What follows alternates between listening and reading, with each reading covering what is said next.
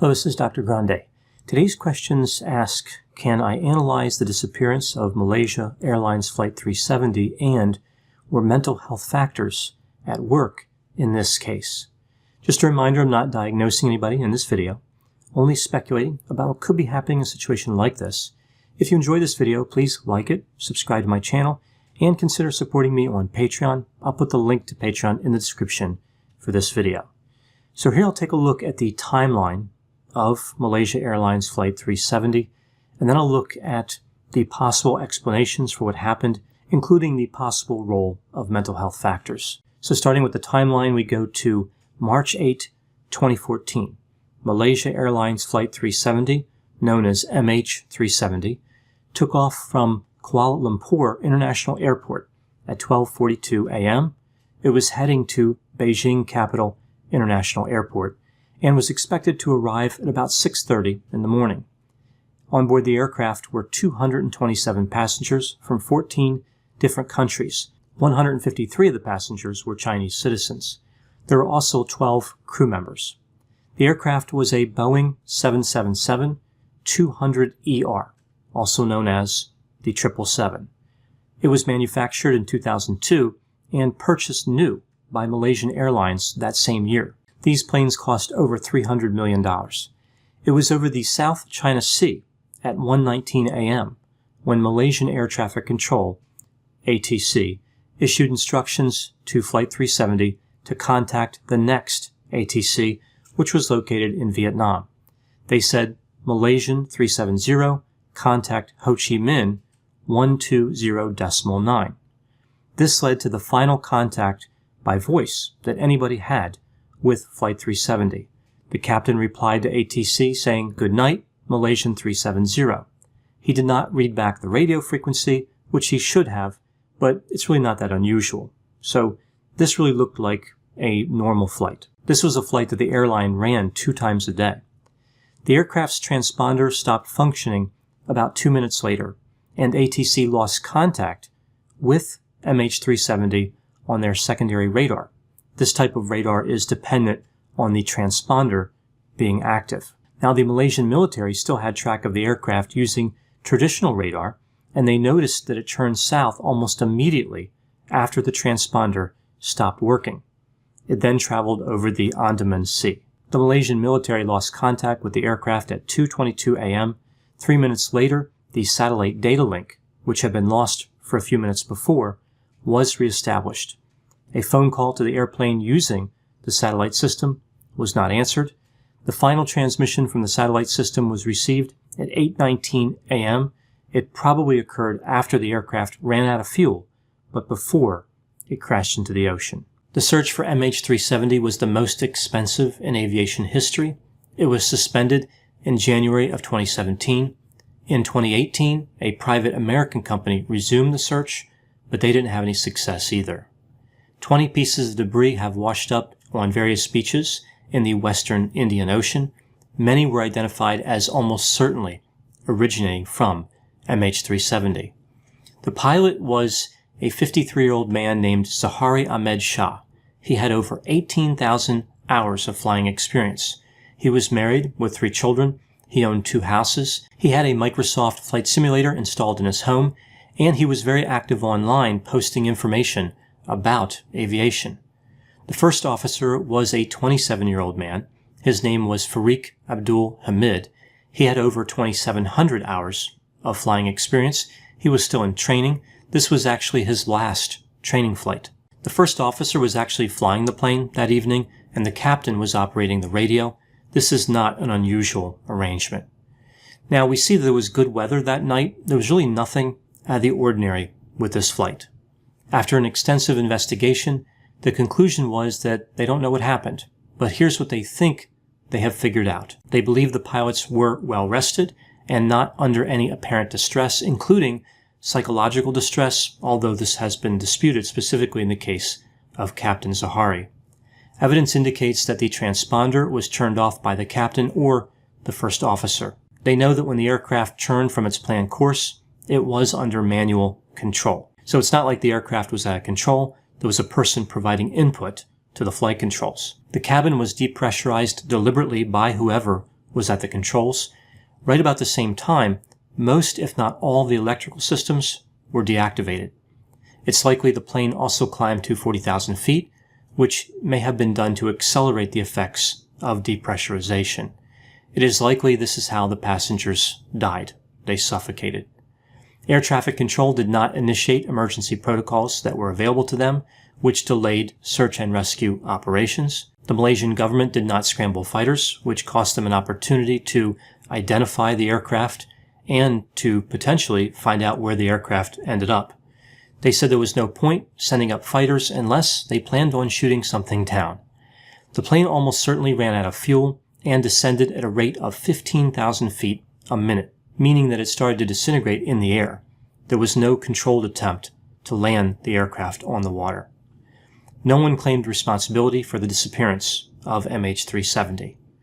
So with all this in mind, what caused the disappearance of this flight? I think the most probable explanation is that humans caused the disappearance. All other system failures or combinations of system failures cannot explain what happened better than human intervention. The Boeing 777 is a modern marvel, one of the safest commercial airliners in history.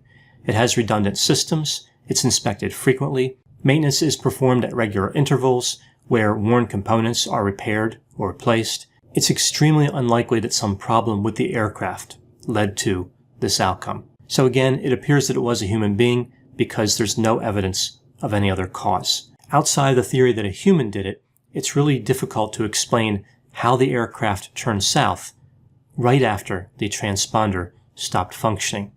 It's highly suspicious that the transponder happened to turn off right after they were transferring from one ATC to another. Mechanical failures aren't sneaky. They don't know what's going on. They're not aware. Human beings are, and they can make that decision with the timing in mind. The most likely scenario seems that either the captain or the first officer murdered everybody on board.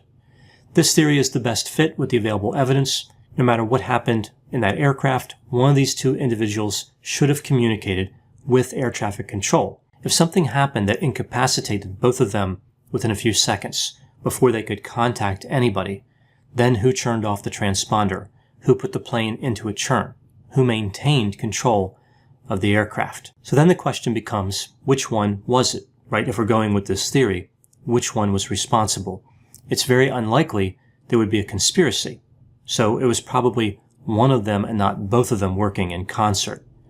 I think the most likely scenario is that the captain was responsible. He had experimented with a similar flight path on his flight simulator in his home, one that resulted in running out of fuel over the Indian Ocean.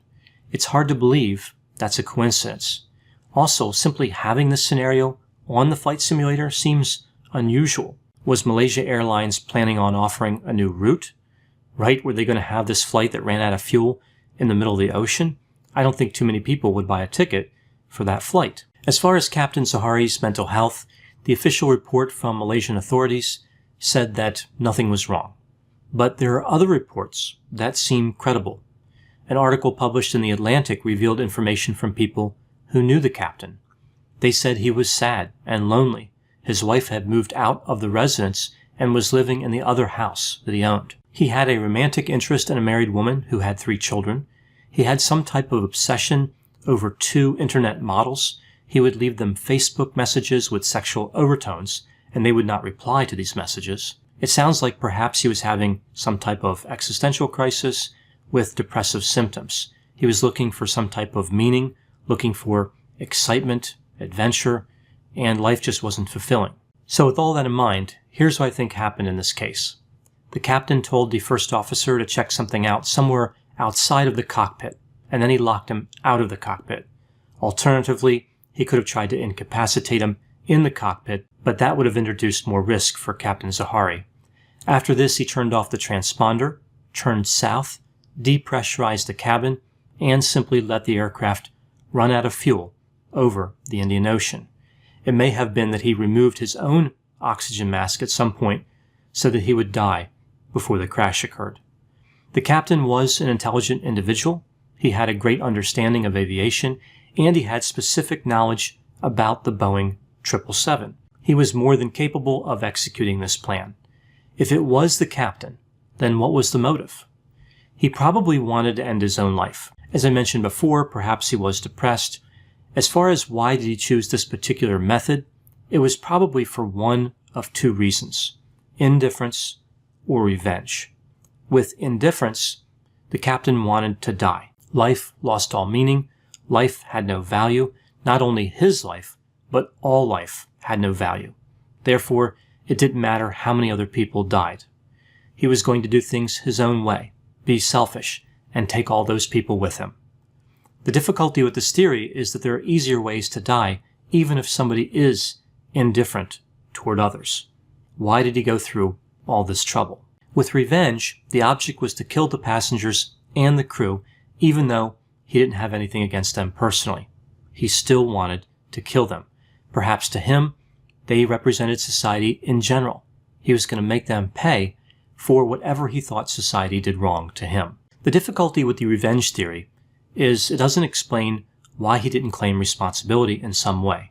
He had to know that this was a very mysterious way to make a plane disappear. He didn't leave behind any type of note or any other indication of a motive. Perhaps for him, a more satisfying revenge was making everybody struggle to make sense of it all. So all this, of course, is purely a guess. The captain may not have been responsible at all, but if he was, or even if it was the first officer or some mysterious hijacker, the revenge against society motive makes the most sense. Whenever there's a mystery like this, something so improbable, something that resulted in this type of tragedy, there will always be conspiracy theories. MH70 is no exception. I've heard so many of these theories. Just to name a few of them, the plane is intact on a beach somewhere, so the captain landed it, and I guess they're all having a party of some type. We see the same conspiracy theory, except the jungle version, so it landed in the jungle, and I imagine still a party's going on, or perhaps the passengers were kidnapped. Again, it's a conspiracy theory. It doesn't really make any sense. There's theories that the plane is floating in the ocean, in a river, it went into a black hole, a time warp, or some other type of wormhole. The military shot it down. Hijackers took it to their home country. My favorite, of course, is that alien lizard people took a break from acting in Hollywood movies and planning world domination to hijack this aircraft. Sometimes trying to take over the world can be exhausting, and even alien lizard people need variety, I guess. It seems like alien lizard people find their way into every conspiracy theory.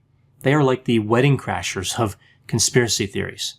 Either way, all these conspiracy theories offer more evidence that whenever there's an unexplained phenomenon, many people gravitate toward these unlikely explanations, even though much more rational and probable explanations exist.